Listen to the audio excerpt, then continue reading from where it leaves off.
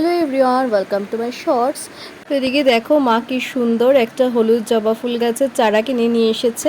বেশ সুন্দর দেখতে, পরে মা এটা লাগিয়ে দেবে। এখন বাজছে প্রায় রাত্রি 8টা, আর আমি আর মা মিলে চলে এসেছি আমার মাসির বাড়িতে কালী পুজোয়। আর আজকে ছিল কৌশিকী অমাবস্যা। আর এদিকে দেখো মায়ের চোখ ফোটানো হচ্ছে, তো সে কারণে সবাই চারদিকে কাপড় দিয়ে ঢেকে দিয়েছেন।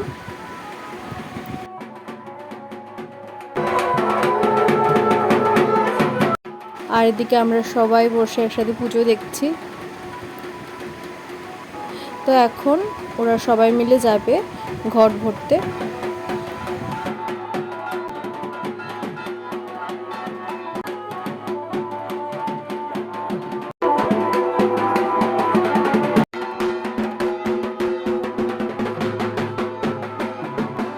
ঘট ভরে আসার পর এখানে ঠাকুর মশাই অলরেডি পুজোতে বসেও গেছেন।